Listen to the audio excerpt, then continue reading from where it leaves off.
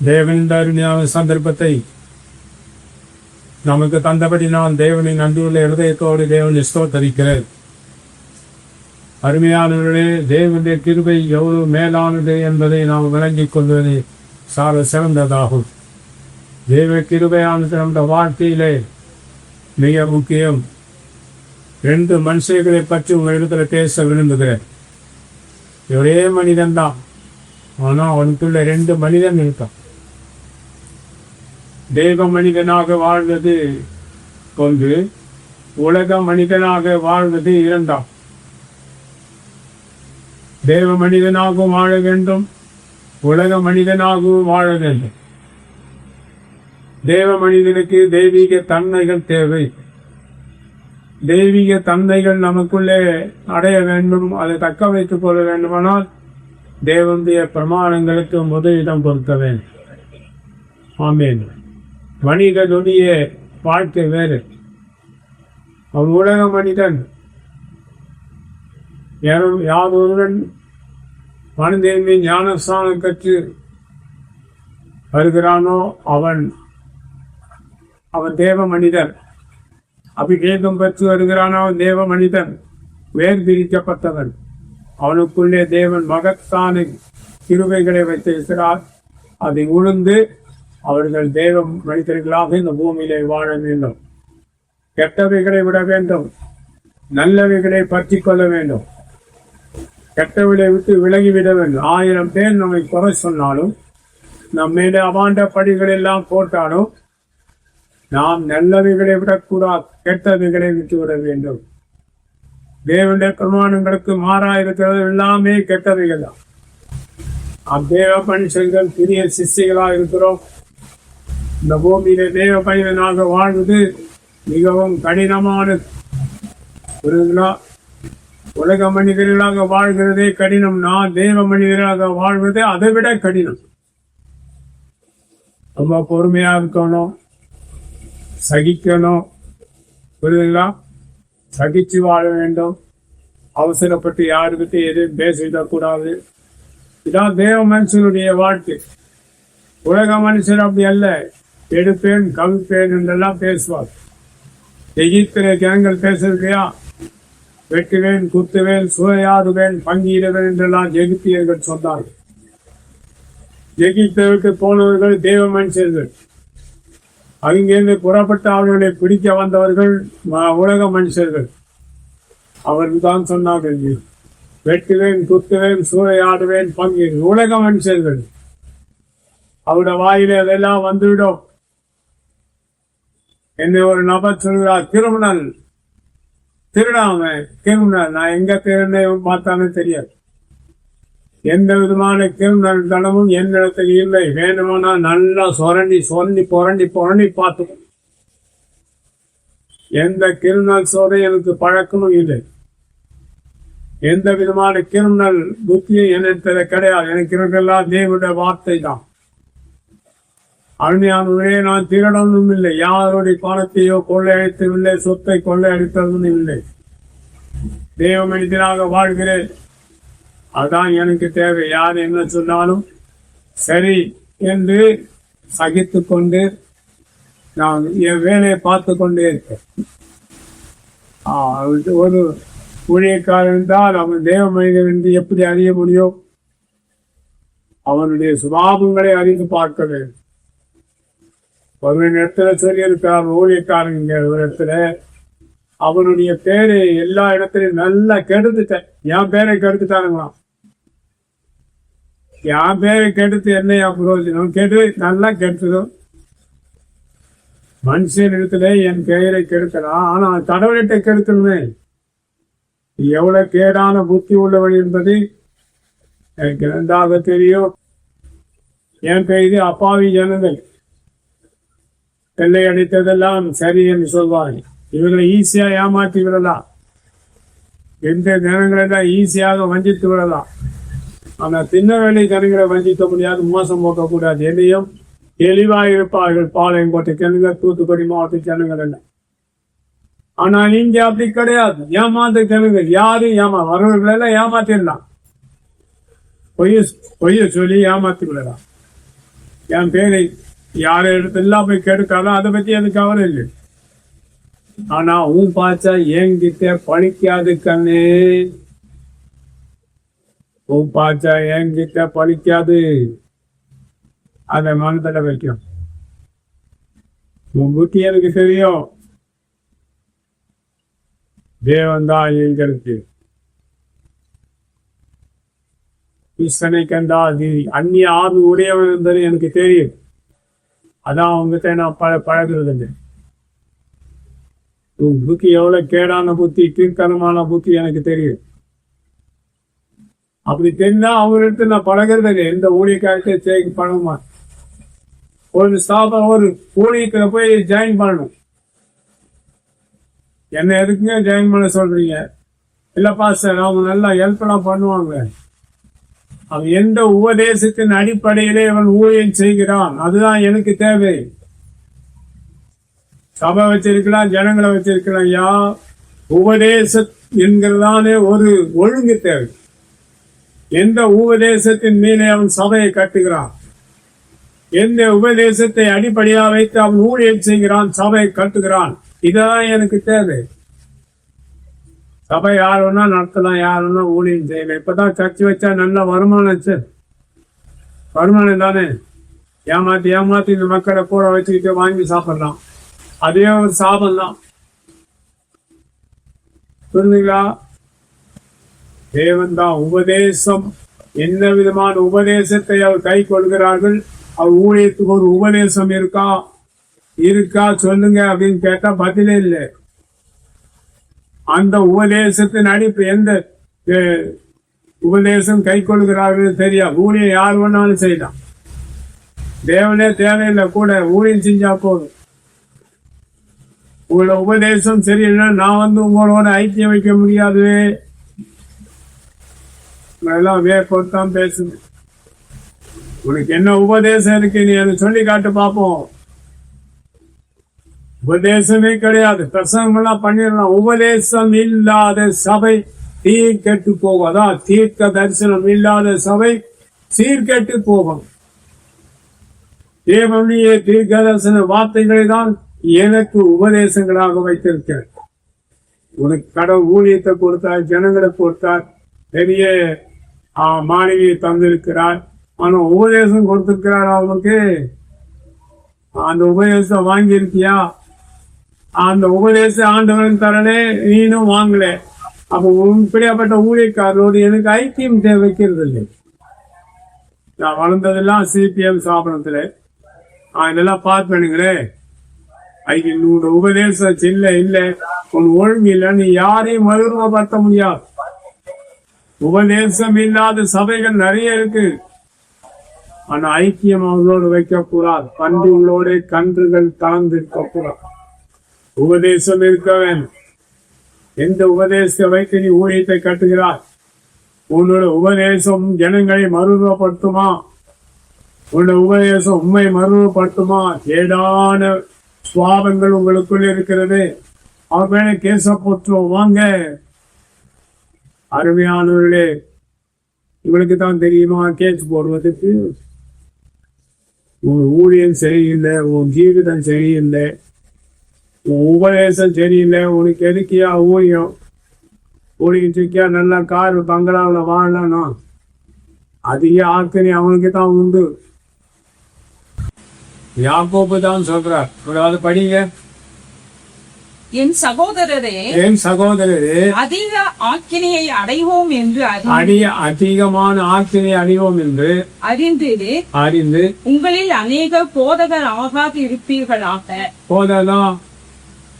போதகர் அழைக்கூட ஆக்கினை உண்டாகுது. இன்னொருத்தர் நீ எல்லாம் போதகர்களா இருக்கு சொல்றாங்க. இது நீ யாக்கோபு சொல்றாரு. எல்லாரும் போதகர்களாக யாருக்கு? கிறிஸ்துவுக்காக போதகர்களாக. உங்க குடும்ப மெயின்டெனன்ஸுக்காக நீங்க போதகர்களாக கூடாது. அதான் உங்களுக்கு நல்ல ஊழியக்கால காட்டி பணம் வாங்கி சாப்பிடுறது, கணிதத்தை பணக்க பறிக்க சாப்பிடுறது, வேற வைக்கலையா? என்ன செய்ய முடியும்? அதிக ஆட்களுக்கு உட்படாதபடிக்கு நீ போதகர்களா இருக்க ஆகாதேன்னு சொல்றார். போதகனாகணும் வருமானம் சம்பாதித்தலாம் சொன்னா உனக்கு ஆக்கினை உண்டு என்பது சொல்றார். பாஸ்டர் என்ன பாஸ்டர், கேடான புத்தி உனக்கு இருந்தால் நீயும் மறுரூபப்பட மாட்டாய், உன் குடும்பத்தை நீ மறுரூபப்படுத்த மாட்டாய், உன் இடத்துல வரும் ஜனங்களை மறுரூபப்படுத்த மாட்டாய். உன்னிடத்திலே நான் ஐக்கியம் வைப்பது வேஸ்ட்.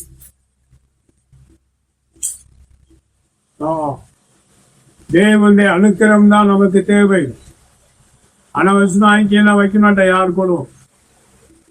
எனக்கு தேவன் கொடுத்த உபதேசம் வந்து சிபிஎம் சாபனத்திலே எல்லா உபதேசத்தை கற்றுக்கொண்ட தேவன் உதவி செய்திருக்கிறார். இதே மாதிரி இத்தனை மதியல்லோ தேவனுடைய வார்த்தை உபதேசம் என்னிடத்துல உண்டு. ஞானம் அதை தான் பார்ப்போம். உனக்குள்ள கிருபை இருக்கா, சத்தியம் இருக்கா? உனக்குள்ள கிருபை இல்லை, சத்தியம் இல்லைன்னா உன்னோட நான் ஐக்கியம் வைக்க மாட்டேன். அதுக்கு யோகித உள்ளவன் கிடையாது. தேவஜனங்கள் தேவனுடைய வார்த்தையோடு நீங்கள் ஐக்கியம் வைங்கள். தேவஜனங்களா வாழுங்கள். பூமியில 2 மனுஷர்கள், ஒன்று தேவ மனிதன், இன்னொரு உலக மனிதன். உலக மனிதன் எல்லாவற்றுக்கும் ஆசைப்படுவான், தேவ மனிதன் எல்லாவற்றுக்கும் ஆசைப்படுறது கூடாது. புரியுதுங்களா? என்னை கொடுத்த அவன் திருமணன், அவன் திருடன் சொல்றேன். எங்க திருடனே, யார் இடத்துல திருடனே சொல்லுங்க. எந்த கிரிமினல் முக்கிய திருமணம்னா கிரிமினல் தான் தெரியும். கிரிமினல் வந்து யாரை பார்த்தாலும் கிரிமினல், அவன் கிரிமினல், இவன் கிரிமினல், அவன் சாதும், அவன் திருடன், இவன் திருடன், இவன் கிரிமினல். அதான் அர்த்தவரை திருடன் கிரிமினல். நாம எப்படி அப்படிதான் மற்றவரை பார்ப்போம். நாம எப்படி அப்படிதான் மற்றவரை பார்ப்போம். என் இடத்துல பழகிப்பார். உன்னை நல்ல தேவ மனிதனாய் மாற்றி மறுரூபப்படுத்தத்தக்க கிருபை இடத்துல உண்டு. உங்களிடத்தில் உள்ள எல்லா கீழ்த்தரமான கிரியைகளும் சாப புத்திகளும் உன்னை வச்சு அகன்று போக செய்வதற்கு எனக்கு கிருபை உண்டு. எந்த மனிதனை தேவ மனிதனாய் மாற்றி மறுரூபப்பட்டு வாழத்தக்கதான கிருபை என் இடத்துல உண்டு.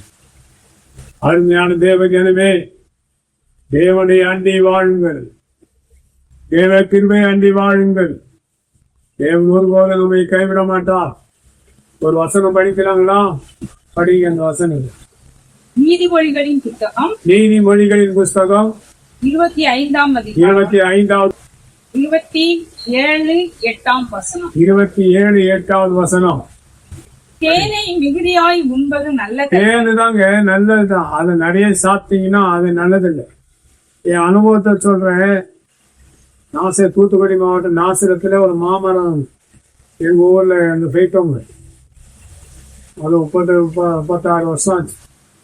அந்த தேன் கூட்ட அப்படியே எடுத்துட்டேன். தேன் எடுக்க தெரியுமா உங்களுக்கு? நாங்க தேன் எடுப்போம் போய் அந்த அடையோட தேனை கொண்டு வந்து அவளை தேனையும் சாப்பிட்டேன். நான் மரத்துல இருந்து எடுத்து அந்த அடையோடு சாப்பிட எப்படி இருக்கு? அவளை தான் 20 நிமிஷம் நாங்க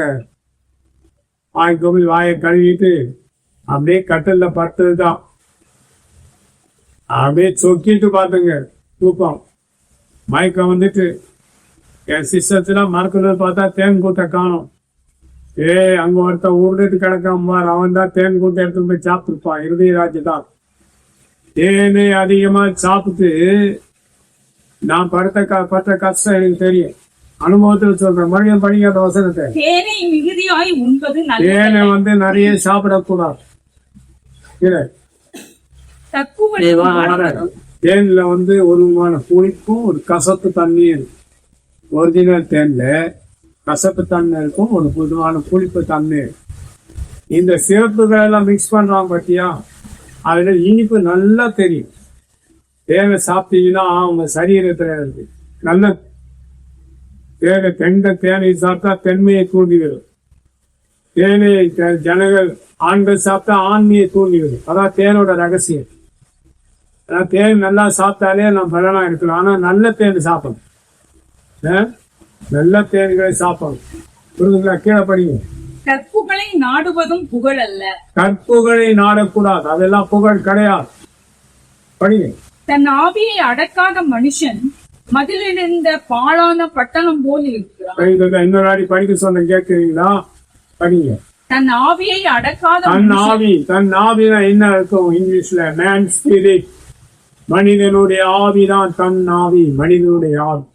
இதை நாம் கண்ட்ரோல் பண்ண வேண்டும். தன் ஆவியை அடக்காத மனிதன் மதில் இடிந்து போன பட்டணத்தை போன்று இருக்கின்றான். பாழான பட்டணம் அது கூட. மனித ஆவியை நாம் அடக்க வேண்டும். நம்முடைய ஆவியை நாம் அழைப்பாய விட கூடாது. ஆவியை அடக்கி ஆள வேண்டும். இதான் பல சித்தர்கள் போய் மலைகளிலே தன் மனதை அடக்கி ஆவியை அடக்கி வைப்பார்கள். அதெல்லாம் அப்படிலாம் பழக்க வைக்கப்பட்டவன் தான். என்னை போய் திருடன்னு சொல்றியே, என்னை போய் கிருமினல்னு சொல்றியே, நீ என் கூட வா, நான் உட்கார 3 மணி நேரம் ஆவியை அடக்கி தனியத்தை ஆட்டிப்பார் தெரியும். கரலமா தேவ சமூகத்துல நான் பிராடும் கிடையாது, திருடனும் கிடையாது, கிருமினலும் கிடையாது. நீ பார்க்குற இந்த பார்வை தான் சரி கிடையாது. கெட்டவர்களோட நான் பழகிறதில்லை. புரியுங்களா? எனக்கு சபை கிடையாது. தேவன் பொறுத்தாவது இல்லைன்னா இல்லை. படிங்க. தன் ஆவியை அடக்காத மனுஷன், தன் ஆவியை அடக்காத மனிதன் மதில் இடிந்து போன பட்டணம் போல பாழான பட்டணம். ஒருவரும் குடியிருக்க முடியாத பட்டணம், சுட்டரிக்க பட்டணம், இடிந்து போன பட்டணத்தை போன்று இருக்கிறது. அருமையானவர்களே, நம்முடைய ஆவியை அடக்கியால்தான் தேவ மனுஷர்கள். தன் ஆவியை அடக்க வேண்டும். நாம் தேவனுடைய ஆவியை அடக்கி, நம்முடைய ஆவியை அடக்கி தேவ பிரசன்னத்துல வைக்க வேண்டும். பறவைகள் எல்லாம் ஒழிந்து போயினே, எல்லாம் புதியதாயினே. பழனிகளே சொல்லி சொல்லி எதுக்கியா குற்றப்படுத்திட்டு இருக்கீங்க? ஆண்டவரை பாருங்க. தேவன் நமக்கு நல்லவர், தேவன் நமக்கு சகாயர், தேவன் நமக்கு சகாயரா இருந்தால் போதும். எதோட ஐக்கியம் வைக்க முடியாது. புரியுதுங்களா? தோத்திரம். தெய்வ கிருபை என்றும். அதான் ஒருவர் பாடுகிறான். தேவ கிருபை என்றும் உள்ளது, அவர் கிருபை என்றும் உள்ளது, அவரை போற்றி புகழ்ந்து பாடி அல்லேலூயா என்று ஆர்ப்பரிப்போம். அவரை போற்றி புகழ்ந்து பாடி அல்லேலூயா என்று ஆர்ப்பரிப்போம். போதுங்களா? தேவ கிருபை என்றும் உள்ளது. அவரை போற்றி ஆர்ப்பரித்து வாழ வேண்டியதான் தேவ ஜனங்களுடைய வாழ்க்கை. தேவ மனிதனால் இந்த பூமியிலே வாழ்வது மிகவும் கடினம்தான். எல்லாவற்றையும் விட்டு விலக வேண்டும். உலக மனிதன் போல வாழலாம், ஆனா தேவ மனிதனுடைய வாழ்க்கை என்பது வேறு. எல்லாவற்றையும் விட்டு வேறு பிரிந்து வாழ்வதற்கதான் வாழ். இன்னொரு வசனம் படிக்கலாம், கேட்கலாங்களா? எஸ்தரின் புஸ்தகம் 10ஆம் அதிகாரம் 10வது அதிகாரம் 3வது வசனம். யூதனாகிய மொர்தெகாய் ராஜாவாகிய அகாஸ்வேருக்கு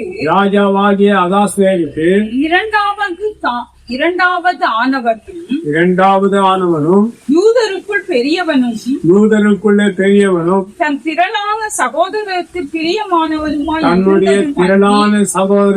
பிரியமானவனாய் வாழ்ந்தான் இருந்ததும் அன்றி, தன் ஜனங்களுடைய நன்மையை நாடி தன் குலத்தாருக்கெல்லாம் சமாதானம் உண்டாக பேசுகிறவனுமாய். இதுதான் மொர்தெகாயுடைய சுபாவம். கண் குலத்தார் என்றால் என்ன? முழு இஸ்ரவேல் ஜனங்களுக்கும் படிக்காத வார்த்தை மட்டும். தன் ஜனங்களுடைய நன்மைகளை நாடி தன் குலத்தாருக்கெல்லாம், தன்னுடைய இஸ்ரவேல் குலத்தார் யாவருக்கும் சமாதானம் உண்டாக பேசுகிறவனுமாய். மொர்தெகாய் பேசுகிறவனை தான் நான் பேசுகிறேன், வேற ஒண்ணு இல்லை. எல்லா தமிழ் குடிகளும் ஒன்றாக்கப்பட வேண்டும். எல்லா தமிழ் குடிகளும் ஒன்றாக்கப்படுது. இன்றைக்கு ஒரு 2 தமிழ் குடிகளை பத்தி சொல்லுகிறேன். ஒரு தமிழ் குடியினுடைய பெயர் மறைக்கப்பட்டது. ஆனா ஒரு தமிழ் குடிக்கு 2 தமிழ் குடி பேரு தான் பேருந்துங்க. சோழனுடைய பழமையை சேர்ந்தவர்கள். அது என்ன பறை நெசவு பண்ணுவாங்க அவங்க பேரு? சோழிய பறையர். சோழிய பறையர் என்கிற ஜாதியில் இருக்கிறாங்க இல்லையா, அவங்க சோழர் பரம்பரையை சேர்ந்தவர்கள் தான். அதே மாதிரி சோழர் காலத்திலே சவரன் பண்ணுகிறவர்கள் இருந்தார்கள், அவர்களும் சோழர் பரம்பரையை சேர்ந்தவர்கள் தான். அப்பொழுது ஜாதி கிடையாது, எல்லா சோழர்கள் காலத்தில் எல்லாரும் சமந்தான். சேவ் பண்றவனு சமந்தான், துணி நெய்ந்து கொடுக்கிறவனு சமந்தான், சமையல் பண்ணி கொடுக்கிறவன் எல்லாருக்கும் சம உரிமை, எல்லாருக்கும் சம மரியாதை கொடுக்கப்பட்டது. சம மரியாதை கொடுக்க ஒருவனை இது பண்ண முடியாது, தள்ள முடியாது. சம உரிமை, சம மரியாதை, சம அந்தஸ்து சோழர்கள் காலத்துல எல்லா சோழ பெரியவர்களுக்கும் கொடுக்கப்பட்டது. இப்ப இருக்குங்களா? இப்ப கிடையாது. எல்லாவரையும் ஒன்று போல வைத்து வாழ வைத்ததுதான் சோழ பரம்பரை, சோழர். புரியுதுங்களா? உங்களுக்கு எந்த பிரிவினையும் கிடையாது. உங்களுக்கு ஒரு மரியாதை, இன்னொருவனுக்கு ஒரு மரியாதை கிடையாது. இப்ப கோமண்டி செட்டியார் என்று ஒரு பிரிவு உண்டு, செட்டியார் கடிகள். அவனு சோழ பரம்பரை சேர்ந்தவன் தான், பூசாரி வேலை செய்வார். அவருக்கு அந்த மரியாதை தான். புரியுதுங்களா? சாதாரண முடி வெட்டுகிறவனுக்கு அதே மரியாதை தான், துணி துவைத்து கொடுக்கிறவனுக்கு அதே மரியாதை தான். சம உரிமை. உயர்ந்தவன் என்றோ தாழ்ந்தவன். அதன் பிறகுதான் மற்றவர்கள் சூறையாடு ஜாதி தொழில், குலத்தொழிலை கொண்டு வந்தார். காமராஜ் ஆட்சியிலிருந்து பெரியார் இறக்கிட்டார், பாதியில துன்பற்றி விட்டார் இதுக்குள்ள. அதுக்கு பதில் ஒரு நியமித்தாகவே அவர் தான் குலத்தொழிலை கொண்டு வந்தார். குலத்தொழிலை கொண்டு வருவோம். அப்ப அந்த குலத்தொழிலை கொண்டு வந்தா நிறைய பேர் அடி வாங்கி விடுவார். அப்பதான் நமக்கு நஷ்டம் வந்திருக்கு, நம்மளே வெளியே போகணும். இந்த அவரை மாற்றி விட்டார். புரியுதுங்களா? இப்போ அதே குலத்தொழிலை எல்லாரும் கொண்டு வந்துட்டாங்கன்னா இப்போ ஒன்றும் செய்ய முடியாது. தேவனுடைய கிருபை நமக்கு முக்கியம். ஒருதகாய் எல்லா சகோதரர்களுக்கும் அவர் எல்லோருக்காகவும் பரிந்து பேசினார், சமாதானத்தை கொடுத்தான், உண்மையால் வாழ்ந்தான். அதே சுவாபம் தான் இந்த சோழர் பரம்பரைக்கு சோழர்களுக்குள்ளே இருந்தார். தேவனாண்டி வாழணும். துணி நெய்ந்து கொடுக்கிறானே அவன் தேவி சோழிய பறையர். சோழிய பறையரா சோழர் பறையரா? சோழிய பறையர் தானே. எதுவுமே சோழிய பறையன்னு சொல்லுவோம், சில பேர் சோழியர் தான். சோழியர் தான். அவனும் இந்த சோழர் பரம்பரையை சேர்ந்தவன் தான். அந்த காலத்திலே சரைக்கு சேவ் பண்ற முடிவெற்றவங்க தான் சோழர்களுக்கு. அதுவும் சோழர் பரம்பரை சேர்ந்த துணி துவைத்து கொடுப்பார்கள். அதுவும் சோழர் பரம்பரை சேர்ந்த ஒருவருக்கு ஒருவர் குறைந்தவர்களே கிடையாது.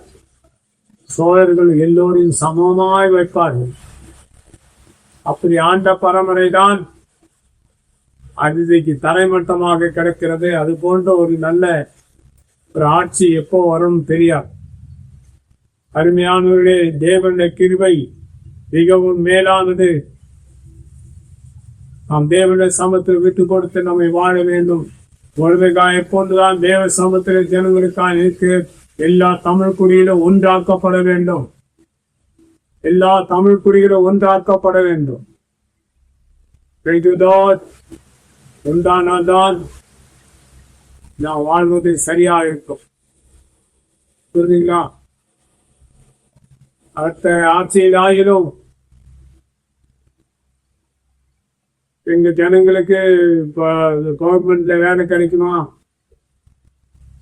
எல்லாம் டிஎன்பிசி இருக்குனாங்க. மார்க் இல்லை. எங்க மார்க்கெல்லாம் மாத்திக்கிறீங்களா? டிஎன்பிசி மேனேஜரை மாத்துங்க தயவு செய்து. அது போல அடிப்படை வேலை தராங்க பார்த்தீங்களா, ஈபியில மற்ற இடத்துலாம். அதுக்கு யாராவது நியமித்து கேள்விப்பட்டேன். அந்த ஆளை கூப்பிடுங்க.